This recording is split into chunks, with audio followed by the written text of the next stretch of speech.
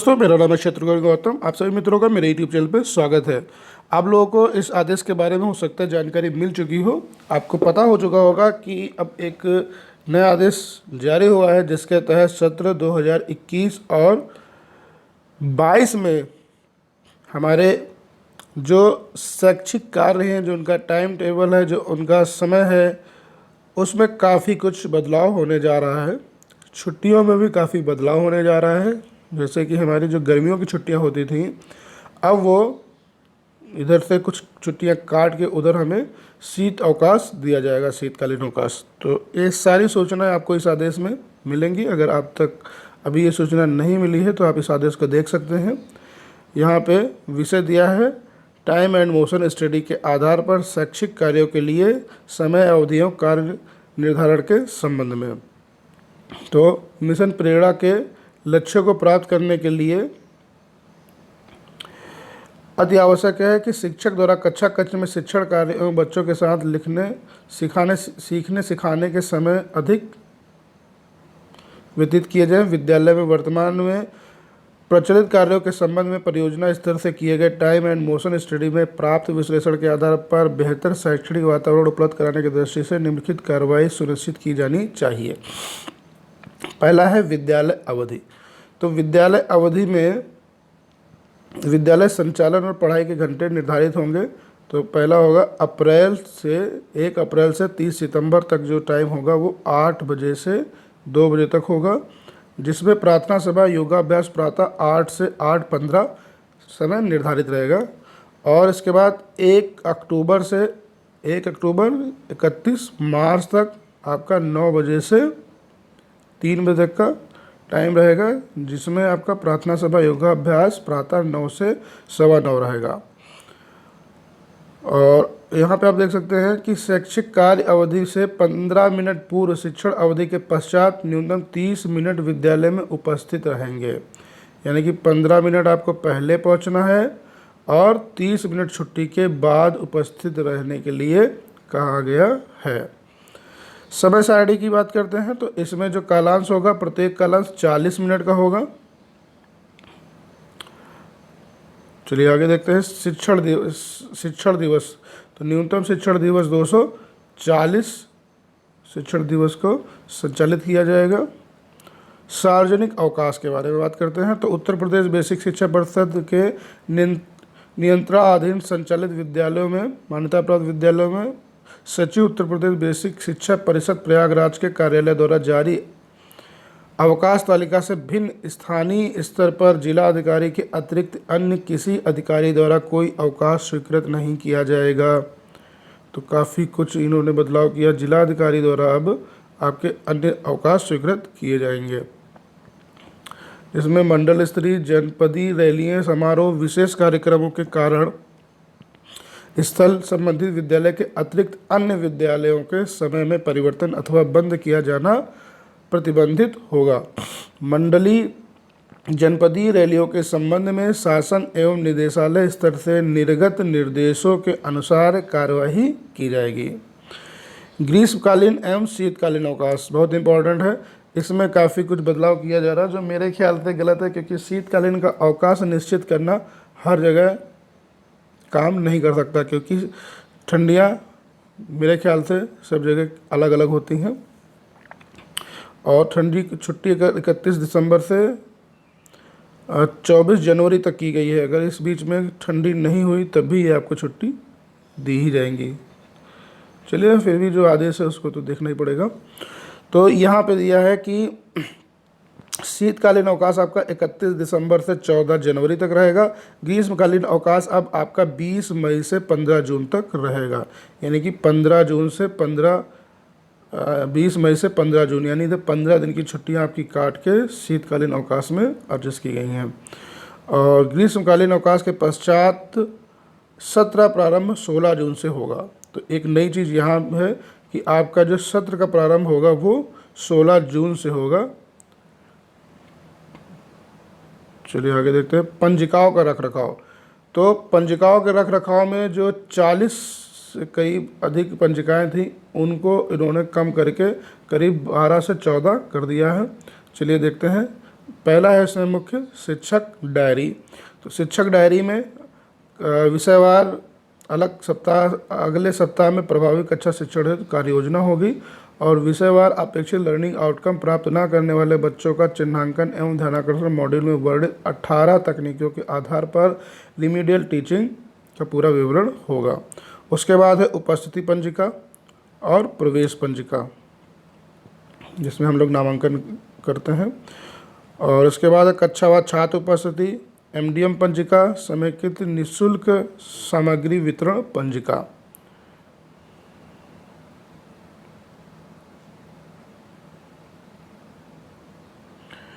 और स्टॉक पंजिका, आय व्यय पंजिका, check issue पंजिका। तो ये सारी चीज़ें हम लोग बनाते ही हैं। और उसके बाद है बैठक पंजिका, जो एसएमसी वगैरह की, मीना मंच की। तो ये सभी जो पंजिकाएं अलग अलग हम लोग अब बना रहे थे, वो एक पंजिका के रूप में अब आएगा, जिसमें ये सारी चीज़ें रहेंगी। इसके बाद है निरीक्षण पंजिका और पत्र व्यवहार पंजिका, बाल गणना पंजिका, पुस्तकालय एवं खेलकूद पंजिका। तो इस तरीके से इन्होंने 14 पंजिकाओं में सारी चीज़ों को समाहित करके अन्य को हटा दिया है, यानी कि एक तरीके हटाया नहीं गया है, उनको उसी में सम्मिलित कर दिया गया है। पंजिकाओं का प्रारूप जो है पृथक से राज्य परियोजना कार्यालय द्वारा उपलब्ध कराया जाएगा। चलिए, ये सही है कि प्रारूप ये लोग खुद ही अपना उपलब्ध करवाएंगे, जिसके आधार से अब आपको केवल उसमें एंट्री करनी होगी। विद्यालय अवधि में शिक्षक क्या करेंगे? आगामी शिक्षण दिवसों की तैयारी है तो दीक्षा प्लेटफॉर्म पर उपलब्ध स्टूडेंट फेसिंग वीडियो का अवलोकन कर अभ्यास करें एवं टीचिंग प्लान बनाते हुए प्रभावी कक्षा शिक्षण सुनिश्चित करें। शिक्षण संग्रह मॉड्यूल में दिए गए निर्देशों के अनुसार अनिवार्यता प्रतिदिन प्रातःकालीन प्रार्थना सभा कराई जाएगी एवं विद्यालय में प्रतिदिन प्रार्थना एवं कालांश परिवर्तन की घंटी लगाई जाएगी। दैनिक सभा के दौरान सभा स्थल पर ही छात्रों में नैतिक मूल्यों के विकास हेतु समाज में व्याप्त कुरीतियों जैसे दहेज प्रथा, मद्यपान, धूम्रपान, जात प्रथा, लिंग भेद, भ्रष्टाचार, सांप्रदायिकता आदि दूर करने हेतु बच्चों को शिक्षकों द्वारा विस्तृत जानकारी दी जाएगी तथा देशभक्ति, अच्छे संस्कार तथा शिक्षाचार, सभ्य आचरण की प्रवृत्ति विकसित करने हेतु अमर शहीदों, वीर पुरुषों, देशभक्ति एवं सदाचार जैसे विषयों पर प्रतिदिन बच्चों से व्याख्यान दिलाया जाए। बहुत अच्छा प्रयास है। बच्चों को समय से विद्यालय में उपस्थित होने तथा योग के माध्यम से बच्चों के शारीरिक एवं मानसिक स्वास्थ्य के लिए अभिप्रेरित करेंगे। Very good. स्पोर्ट एवं सांस्कृतिक कार्यक्रम विभाग निदेशालय द्वारा निर्धारित समय सारणी एवं निर्देशों के अनुसार ही संपादित किए जाएंगे। शिक्षक द्वारा अनिवार्य रूप से शिक्षक डायरी भरी जाएगी, जिसमें साप्ताहिक प्रगति एवं आगामी सप्ताह की कार्य योजना तैयार की जाएगी। सपोर्टिव सुपरविजन के दौरान ARP SRG द्वारा शिक्षक डायरी का अवलोकन किया जाएगा एवं अपेक्षा अनुसार मार्ग निर्देशित प्रदान किया जाएगा, मार्ग निर्देशन भी दिया जाएगा इनके द्वारा।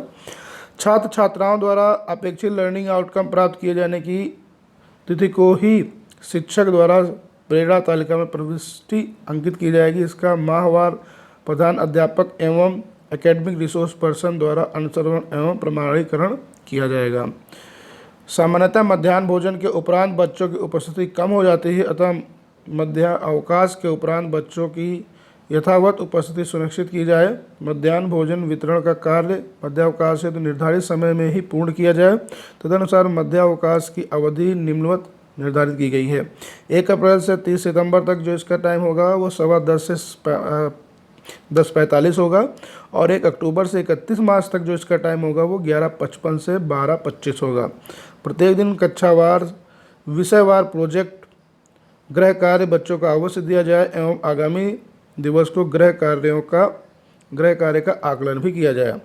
बच्चों को संवैधानिक मूल्यों से अवगत कराया जाए, स्वच्छता के लिए प्रेरित किया जाए तथा विभिन्न भाषाओं, धर्मों के मूल तत्वों, सामाजिक, सांस्कृतिक एवं सर्वधर्म समभाव से अवगत कराया जाए। बच्चों को समाचार पत्र पत्रिकाएं पढ़ने के लिए प्रेरित किया जाए एवं समय समय की सामान्य ज्ञान से अद्यधिक रखा जाए तथा उसके कैरियर काउंसलिंग भी की जाए। बच्चों को आधुनिक टेक्नोलॉजी एवं कम्युनिकेशन के विविध आयामों जैसे इंटरनेट, ईमेल, कंप्यूटर आदि के माध्यम से अवगत कराते हुए उसके अंदर वैज्ञानिक मनोवृत्तियों का विकास किया जाए। बच्चे अति संवेदनशील होते हैं, इनके स्वतंत्रता एवं सम्मान के साथ भयमुक्त वातावरण की जरूरत होती है। अतः विद्यालयों में शिक्षा का एक ऐसा वातावरण बनाया जाए जिससे कि उनका सर्वांगीण विकास सुनिश्चित हो सके। विद्यालय प्रबंध समितियों अभिभावकों के साथ समन्वय स्थापित करते हुए विद्यालयी गतिविधियों में उनकी प्रतिभागिता सुनिश्चित कराएं तथा मासिक बैठक आहूत कराई जाए। शिक्षण अवधि में शिक्षक क्या न करें। अब देखिए इसमें क्या आपको नहीं करना है। शिक्षक विद्यालय से संबंधित विभिन्न कार्यों जैसे पासबुक में एंट्री, अपडेशन, ग्राम प्रधान से वार्ता, चेक पर हस्ताक्षर, एमडीएम संबंधी आवश्यकताओं एवं समन्वय आदि हेतु शिक्षण अवधि में विद्यालय परिसर से बाहर नहीं जाएंगे। यदि उपयुक्त कार्यों के कारण निरीक्षण अथवा सपोर्टिव सुपरविजन में कोई शिक्षक अनाधिकृत रूप से अनुपस्थित पाया जाता है तो उस उक्त दिन के वेतन की कटौती की जाएगी। मतलब कि विद्यालय के कार्य के लिए ही आप विद्यालय के टाइम से पहले बाहर नहीं जा सकते। जो भी आपको काम करवाना है अपने विद्यालय का छुट्टी के बाद ही करवाएं। शिक्षण अवधि में अवकाश स्वीकृत कराने एवं अन्य अधिष्ठान पर संबंधी समस्याओं के लिए विकासखंड अथवा जनपद स्तरीय कार्यालयों में जाना प्रतिबंधित होगा। मानव संपदा पोर्टल के माध्यम से ऑनलाइन प्रणाली द्वारा ही अवकाश हेतु आवेदन किया जाएगा। अन्य अधिष्ठान संबंधी समस्याओं के निवारण हेतु तो शिक्षकों द्वारा पूर्व में दिए गए टोल फ्री नंबर पर अपनी समस्याएं इंगित की जाएंगी। ये नंबर आप लोग नोट कर लीजिए भैया, इस पे आपको अपनी जो भी समस्याएं हैं वो नोट करानी होंगी। इस हेतु जन सुनवाई समाधान पोर्टल IGRS पे भी शिकायत दर्ज की जाएगी। शिक्षण कार्य अवधि से 15 मिनट पूर्व विद्यालय में उपस्थित होंगे और शिक्षण अवधि के पश्चात न्यूनतम 30 मिनट उपस्थित रहकर पंजिका तथा अन्य अभिलेख अद्यतन करेंगे एवं आगामी दिवस की शिक्षण की रूपरेखा निर्गत करेंगे। यानी कि छुट्टी के बाद आपको 30 मिनट विद्यालय में रुक के अपने पाठ्य योजना, अपने आगे की कार्य योजना बनाना है और अपने जितनी भी पंजिकाएं हैं उनको दुरुस्त करना है। यदि कोई बच्चा नियमित रूप से विद्यालय में नहीं आ रहा है तो इस संबंध में अभिभावकों से संपर्क सुनिश्चित करने हेतु एक सुचारू व्यवस्था बनाएंगे। शैक्षिक पंचांग का 100% अनुपालन सुनिश्चित किया जाए। यदि शैक्षिक पंचांग में निर्धारित समय सारणी का अनुपालन नहीं सुनिश्चित किया जा सकता है तो उक्त की प्रतिपूर्ति हेतु अतिरिक्त कालांश की व्यवस्था की जाए। शिक्षकों के मध्य कार्य एवं कक्षा कक्ष विभाजन प्रधानाध्यापक द्वारा सुनिश्चित किया जाएगा। शिक्षकों की उपलब्धता के आधार पर यह सुनिश्चित किया जाएगा कि यथासंभव कक्षा 1 से 3 के लिए पृथक पृथक शिक्षकों की कक्षाएं आवंटित की जाएं। विद्यालय में नए शिक्षकों की नियुक्ति होने पर प्रधानाध्यापक द्वारा संबंधित शिक्षक को सम्मिलित करते हुए कक्षा एवं कालांशों का पुनर्विभाजन सुनिश्चित किया जाए। मॉडल पेपर के अनुसार बच्चों का बेसलाइन सर्वे करते हुए अधिगम स्तर के आधार पर समूह बनाकर प्रथम कालांश में ध्यानाकर्षण मॉड्यूल में वर्णित 18 तकनीकियों के आधार पर रिमीडियल टीचिंग संचालित की जाए। इसका मुख्य उद्देश्य यह है कि जिन बच्चों द्वारा अपेक्षित अधिगम स्तर प्राप्त नहीं किया जा सका है उन्हें अपेक्षित अधिगम स्तर प्राप्त कराते हुए मुख्य धारा से जोड़ा जाए। कक्षा शिक्षण में 3 हस्त पुस्तिकाओं आधारशिला शिक्षण संग्रह और ध्यानाकर्षण में वर्णित तकनीकियों एवं क्लासरूम प्रैक्टिसेस को प्रयोग में लाया जाए। हस्त पुस्तिकाओं एवं उनसे जुड़े मैनुअल के संबंध में शिक्षक द्वारा व्यक्त की गई जिज्ञासा या समस्या के निराकरण हेतु ARP द्वारा अपेक्षित सहयोग प्रदान किया जाए। प्रत्येक 2 सप्ताह में बच्चों का यूनिट असेसमेंट टेस्ट के माध्यम से मूल्यांकन किया जाएगा जिससे कि बच्चों में हो रहे सुधार के आधार पर रिमीडियल टीचिंग एवं आवश्यक कार्यवाही सुनिश्चित की जाए। कक्षाओं की अवधारणाएं बदलने के लिए अध्यापक कार्य में प्रिंट रिच सामग्री, पोस्टर, चार्ट एवं गणितीय अवधारणाओं हेतु टीचिंग लर्निंग मटेरियल्स किट प्रयोग में लाई जाए। मौखिक भाषा विकास एवं गतिविधि आधारित शैक्षणिक प्रणाली है तो उपलब्ध कराए गए लेसन प्लान का कक्षा शिक्षण में उपयोग सुनिश्चित किया जाए। बच्चों को आपस में चर्चा परिचर्चा, अपने अनुभव एवं कठिनाइयों को साझा करने से अधिक अवसर प्रदान किए जाएं। बच्चों की साप्ताहिक सांस्कृतिक सृजन क्षमताओं के विकास हेतु विद्यालय में प्रत्येक माह विविध गतिविधियां, वाद विवाद प्रतियोगिता, कविता पाठ, भाषण, निबंध लेखन, कहानी लेखन, अंताक्षरी, समूह गान, देश गान, मूक अभियान, समसामयिकी विषयों पर चर्चा आदि का आयोजन कराया जाए। इस प्रकार बच्चों से poster, chart, model, rangoli, greeting card, मिट्टी के खिलौने, वॉल हैकिंग, कागज़ के लिफाफे, अनुपयोगी वस्तुओं से सजावटी सामान आदि का निर्माण कराया जाए। प्रत्येक विद्यालय में संबद्ध व्यवस्थित एवं सक्रिय पुस्तकालय विकसित किए जाएं तथा बच्चों को नियमित रूप से पुस्तकें पढ़ने के लिए प्रेरित किया जाए। शिक्षक पुस्तकालय में चार्ट आदि लगाएं जिससे यह उल्लेख हो कि पुस्तकों का उपयोग कैसे कहाँ कहाँ किया जा सकता है। बच्चों द्वारा सृजित साहित्य को भी अनिवार्य रूप से रीडिंग कॉर्नर एवं पुस्तकालय में प्रदर्शित करने की व्यवस्था की जाए। विद्यालय अवधि में कोई भी रैली, प्रभात फेरी, मानव श्रृंखला, नवाचार गोष्ठी आदि कार्य न किए जाए। उक्त कार्य विद्यालय अवधि के पूर्व या पश्चात ही किए जाए। विद्यालय में परिषद द्वारा विहित पाठ्यक्रमों को छोड़कर किसी अन्य पुस्तक, सहायक पुस्तक और कुंजी गाइड का प्रयोग न किया जाए। शिक्षक संगठनों द्वारा आयोजित किसी गतिविधि में विद्यालय अवधि में प्रतिभाग नहीं किया जाएगा। अपरिहार्य परिस्थितियों में सक्षम स्तर से स्वीकृति के उपरांत ही प्रतिभागिता की जाएगी। अनुश्रवण, अकादमिक अनुश्रवण काफ़ी लंबा जो है इन्होंने आदेश पारित किया है। और प्रशासनिक अनुश्रवण, इसके बाद फिर आपका जो है तो देख लेते हैं कैसे अनुश्रवण करवाया जाएगा अकादमिक का। तो सपोर्टिव सुपरविज़न के दौरान ARP एवं डाइट मेंटर द्वारा शिक्षकों की गाइडिंग एवं मेंटरिंग की जाएगी तथा कक्ष अवधि में शिक्षण अवधि बढ़ाने हेतु हैंडल होल्डिंग सपोर्ट दिया जाएगा। यदि सपोर्टिव सुपरविज़न के समय शिक्षकों द्वारा किसी समस्या से अवगत कराया जाता है तो विकासखंड एवं जनपद स्तरीय अधिकारियों से समन्वय स्थापित करते हुए समस्या का निराकरण सुनिश्चित किया जाएगा। तो अब ये नहीं होगा कि साहब आगे सख्त से तुम्हारे ऊपर कार्रवाई कर दी। जो समस्या लग रही है साहब को, उसका आपको सल्यूशन बताएंगे कि उस समस्या को कैसे दूर किया जाए। तो ये बहुत अच्छी चीज़ है। जो भी अधिकारी आएगा तो वो अब जो भी कमियां देखता है उन कमियों को कैसे पूरा किया जाएगा इस पे बात की जाएगी। इसको कहते हैं सपोर्टिव सुपरविज़न होगा। विद्यालय में समय सारणी, शिक्षण अवधि, शैक्षिक पंचांग को लागू कराने एवं पंजिकाओं को अद्यतन कराए जाने का उत्तरदायित्व प्रधानाध्यापक का होगा। प्रत्येक माह के चतुर्थ शनिवार अवकाश की दशा में अगले कार्य दिवस में विकास खंड पर विद्यालय अवधि के पश्चात निर्धारित एजेंडे पर प्रधानाध्यापकों की 2 घंटे की बैठक आहूत की जाएगी। इस बैठक के दौरान मिशन प्रेरणा, कायाकल्प, मध्याह्न भोजन योजना, निःशुल्क पाठ्य पुस्तक वितरण एवं यूनिफॉर्म वितरण एवं अन्य वितरण तथा वित्तीय सूचना संकलित की जाएंगी। अपरिहार्य परिस्थितियों में यदि बैठक आहूत की जानी है तो अनिवार्यतः शिक्षण अवधि के पश्चात आहूत की जाए। मतलब विद्यालय के बाद आपकी 2 घंटे की जो है मीटिंग होगी आपके BRC पे।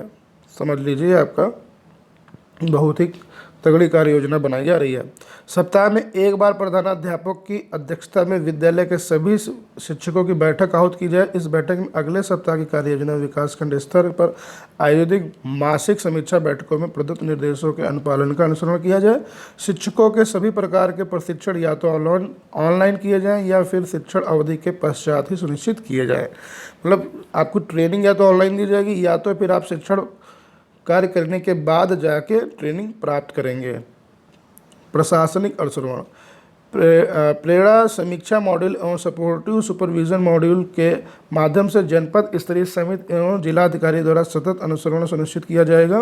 विद्यालय निरीक्षण हेतु टास्क फोर्स के सदस्य एवं निर्दिष्ट अधिकारी ही अधिकृत होंगे। जिला प्रशासन, जिला बेसिक शिक्षा अधिकारी एवं खंड शिक्षा अधिकारी द्वारा अध्यापकों को कार्यालयीय कार्य हेतु किसी भी दशा में संबंध नहीं किया जाएगा और न ही विद्यालय अवधि में विकासखंड अथवा जनपद कार्यालय में बुलाया जाएगा। ये भी बहुत अच्छा आदेश है। सपोर्टिव सुपरविजन से प्राप्त डाटा के आधार पर पाई गई कमियों के निराकरण हेतु टारगेटेड इंटरवेंशंस सुनिश्चित किए जाएंगे। शिक्षकों को देश समस्त प्रकार के अवकाश ऑनलाइन ही स्वीकृत किए जाएंगे। इस हेतु खंड शिक्षा अधिकारी एवं बेसिक शिक्षा अधिकारी पूर्ण रूपेण उत्तरदायी होंगे।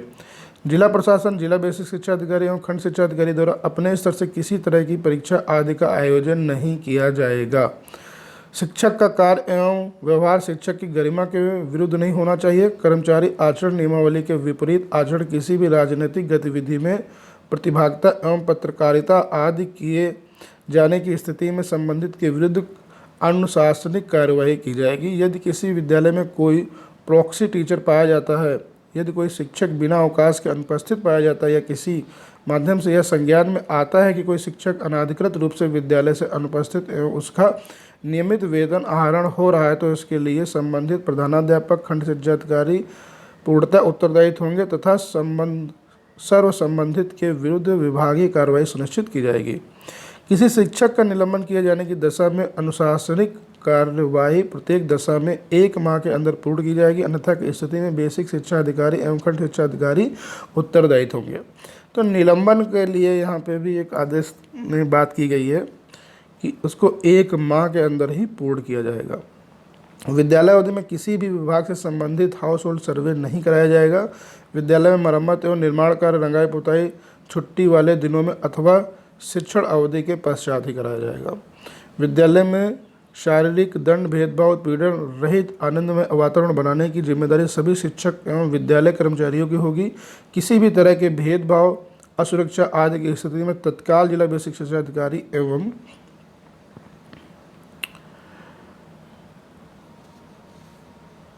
जिला बेसिक शिक्षा अधिकारियों, पर्यवेक्षणीय अधिकारियों को अवगत कराया जाएगा। बच्चों के मध्य किसी भी प्रकार का भेदभाव किए जाने की स्थिति में शिक्षक के विरुद्ध कठोर अनुशासनात्मक कार्रवाई सुनिश्चित की जाएगी।